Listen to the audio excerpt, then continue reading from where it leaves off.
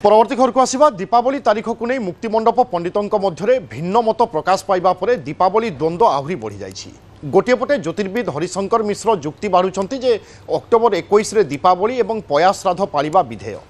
कारण 20 तारीख में चतुर्दशी अमावास्या 3:45 पर्यंत रही आउे अमावास्या आरंभ होउछि। यार परदिन अर्थात 21 तारीख संध्या 5:45 पर्यंत अमावास्या रहिबो। 21 तारीख संध्या परे अल्प समय अमावास्या तिथि रोथिबारु सेही दिन अमावास्या पालन पाई से जुक्ति बाढ़िछंती।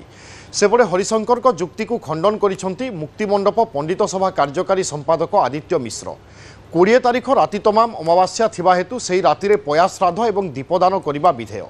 तेणु 20 तारीख में समस्ते दीपावली पालन करने अनुरोध करिसेंती मुक्तिमंडप पंडित सभार कार्यकारी संपादक आदित्य मिश्र। अन्यपटे श्रीमंदिर पूजापंडा निजोग मध्य मुक्तिमंडप पंडित महासभा सपक्ष में मत रखिछि। निजोग संपादक माधव पूजापंडा कहते जे श्रीमंदिर प्रशासन पक्षर जो पंजिका को स्वीकृति दि जाइछि सेमाने अक्टोबर 20 रे पया श्राद्ध एवं दीपावली अमावास्या लेखिबा ठीक रही कारण अक्टोबर 20 तारीख में अमावास्या तिथि राति रे रहुथिबारु दीपदान एवं पया श्राद्ध सेही समय ही करा जाई पारिबो। 20 तारीख दिन चतुर्दशी 3:54 समय सरी जाउछि। 3:54 परठू माने मध्याह्न 3:54 ता परठू अमावास्या आरंभ होला। अमावास्या जेते बेले आपण पया श्राद्ध हबो रात्रि प्रहर रे करा जाए कारण से प्रथम प्रहर कराले बड़ बड़िया डकरा जाए तेणु पया श्राद्ध से दिन करा जाए और दीपावली से दिन करा जाए और ताहा 3:54 पर जाइकरी सरुचि जेते बेले ता परदिन 5:30 ना 5:35 सरुचि सूर्य अस्त होची 5:15 ना 5:20 सरुचि मो एक्जाक्टली पानी न देखले कहि परने तेणु मात्र 15 मिनिट रु 17 मिनिट पर्यंत अमावास्या रहुची संध्या समय से कौन 15 मिनिट समय भितर करहब तेणु यहीटा जोटा 3:54 सरला तेणु से समस्त गणक एवं पंजिकार माने बसी प्रशासकों उपस्थित पंडा निजोगर उपस्थित समस्ते बसी नीति निर्धारण करा जाय 20 तारीख को स्थिरीकृत करा जाय। 21 तारीख न पया श्राद्ध हम बोली आमे स्पष्ट मत देइछु किंतु मुक्तिमंडप पंडित स्वीकृत पंजिकार 20 तारीख रही किंतु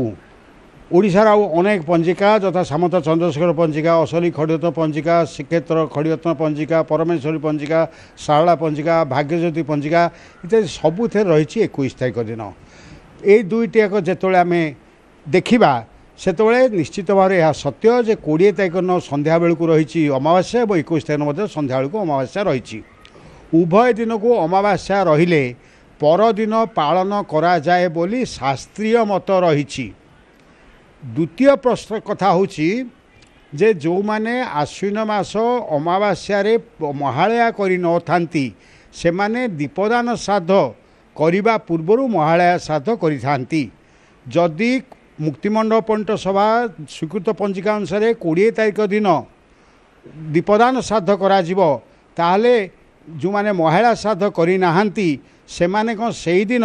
चतुर्दशी तिथि रे महालया अमावास्या श्राद्ध करें कि 20 तारीख रे आपणकर चतुर्दशी 3:23 पर पर्यंत अच्छी एवं 3:23 पर आसूची जेहेतु अमावास्या आसूची अमावास्या रे जो पय श्राद्धटा हूँ आम जो पूर्वपुरुष आसी महालया रे आसी एवं आम जो दीपदान करवा एवं जो गोटे कथा अच्छी अंधार आसुँच आलुआ जातु सेटा आम करवा 20 तारीख रे कारण 20 तारीख राति हूँ आपणकर अमावास्या लगी जाऊँगी किंतु आम जदि देखा पांजिका हिसाब से जे अमावास्यार एकदिष्ट और पार्वण श्राद्ध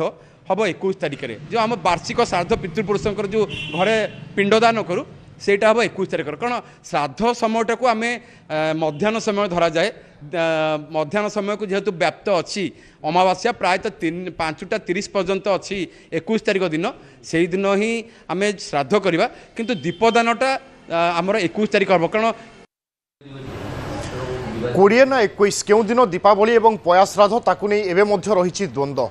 ए संपर्क में अधिक सूचना अक्षय कुमार मिश्र आम सीनियर करस्पंडेंट आम सहित रोचंती। अक्षय विधेय कौन कहूँ दीपावली जदि दिन में लगुच ता परदिन पर्यंत रोचे से राति ही गुरुत्वपूर्ण कि किसी ज्योतिर्विद बा किसी पंडित एभली किसी मत देउचंती तेणु याकु नै एबे आउ टिके द्वंद्व बढ़ुची।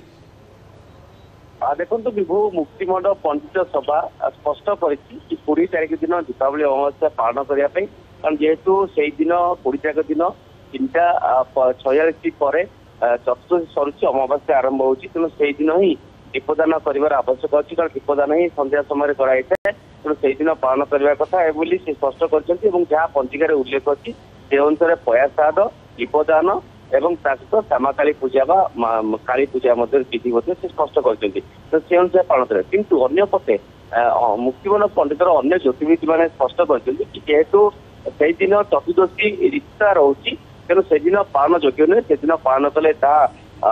ଦେଶ ବା ରାଜ୍ୟ ବା ପାଇଁ ଖରାପ ତେଣୁ ସେ କହୁଛନ୍ତି କି 21 ତାରିଖ ଦିନ ପାଳନ କରିବା ପାଇଁ ମାନେ 21 ତାରିଖ ଦିନ ଯେହେତୁ 5:18 ସୂର୍ଯ୍ୟାସ୍ତ ରହୁଛି ଏବଂ ଅମାବାସ୍ୟା ମଧ୍ୟ ରହୁଛି 5:54 ପର୍ଯ୍ୟନ୍ତ ତେଣୁ ଯେହେତୁ ଅମାବାସ୍ୟା ସନ୍ଧ୍ୟା ସମୟରେ ରହିଛି ତେଣୁ ସେଇଦିନ ପୟା ଶ୍ରାଦ୍ଧ ଦୀପଦାନ କରିବା ପାଇଁ ସେ କହିଛନ୍ତି ଏବଂ ଆଉ ଗୋଟେ ମଧ୍ୟ ସେ କହୁଛନ୍ତି ଏହା ଶାସ୍ତ୍ରରେ ଉଲ୍ଲେଖ ରହିଛି ଏବଂ ଶାସ୍ତ୍ର ମତେ ରହିଛି ଯଦି ଉଭୟ ଦିନ ପ୍ରଦୋଷକୁ ଅମାବାସ୍ୟା ରହିବ ତେଣୁ ଦ୍ୱିତୀୟ ଦିବସରେ ଦୀପ ପ୍ରଜ୍ୱଳନ ପୟା ଶ୍ରାଦ୍ଧ ସନ୍ଧ୍ୟାରେ ବଡ଼ ବଡ଼ ଡାକ ଇଷ୍ଟଦେବଙ୍କୁ ପୂଜାର୍ଚ୍ଚନା କରାଯିବ ତେଣୁ ଶାସ୍ତ୍ର ମତେ ଏହା ରହିଥିବାରୁ ସମସ୍ତେ 21 ଦିନ ପାଳନ କରିବା ପାଇଁ ମଧ୍ୟ ଜ୍ୟୋତିର୍ବିଦ ମାନେ କହୁଛନ୍ତି ତେଣୁ ଏଠି ଦୁଇଟି ତଥ୍ୟ ଆସୁଛି ତେଣୁ ସମସ୍ତେ ମଧ୍ୟ ଦ୍ୱନ୍ଦ୍ୱରେ ରହିଛନ୍ତି କୋଉ ଦିନ ପାଳନ କରିବେ କାରଣ ଦେଖନ୍ତୁ ଶ୍ରୀମନ୍ଦିରରେ ଯୋଉ ପୂଜା ପଣ୍ଡା ନିଯୋଗ ମଧ୍ୟ କହିଛି କି 20 ତାରିଖ ଦିନ ଦୀପାବଳି ପାଳନ କରିବେ ଜନସାଧାରଣ ମାନେ 21 ତାରିଖ ଦିନ ଶ୍ରୀମନ୍ଦିରରେ ଦୀପାବଳି ଅମାବାସ୍ୟାର କୌଣସି ବିଧି ନଥିଲେ ମଧ୍ୟ ଅମାବାସ୍ୟାର ବିଧି ଅଛି ଯୋଉ ଅମାବାସ୍ୟା ନାରାୟଣଙ୍କର ସାଗର ବିଜେ ନୀତି ଅଛି ସେ ଏହା କହୁଛନ୍ତି କି ଯୋଉ ଅମାବାସ୍ୟାରେ ପ୍ରତିପଦା ରହୁଥିବାରୁ 21 ତାରିଖ ଦିନ ସେଦିନ ଶ୍ରୀମନ୍ଦିରରେ ନୀତି କରାଯାଏ ତେଣୁ ଶ୍ରୀମନ୍ଦିର ଆଉ ନୀତିର 2 ଦିନ କରାଯିବ ନାହିଁ ତେଣୁ ଅମାବାସ୍ୟାରେ ପ୍ରତିପଦାରୁ ସେଦିନ ସାଗର ବିଜେ ନୀତି କରାଯିବ ତ ଏହା ପୁଣି ଗୋଟେ ଦ୍ୱନ୍ଦ୍ୱ ରହିଛି ତେଣୁ ଆଗାମୀ ଦିନରେ ଏ ଦ୍ୱନ୍ଦ୍ୱ କିଭଳି ଦୂର ହବ କାରଣ ଅନ୍ୟପଟେ ମଧ୍ୟ ମୁକ୍ତିବନ ପଣ୍ଡିତ ସଭାର କାର୍ଯ୍ୟକାରୀ ସଭାପତି ଯିଏ କହିଛନ୍ତି ଆଦିତ୍ୟ ଉଦୟ ମିଶ୍ର କି ଯେଉଁମାନେ ଏଭଳି ଦ୍ୱନ୍ଦ୍ୱ କରୁଛନ୍ତି ସେମାନେ ପାଣ୍ଡୁଲିପି ଶ୍ରୀମନ୍ଦିର ପ୍ରଶାସନକୁ ଦେଉନାହାନ୍ତି ସେଟା ମେଳକ କରୁନାହାନ୍ତି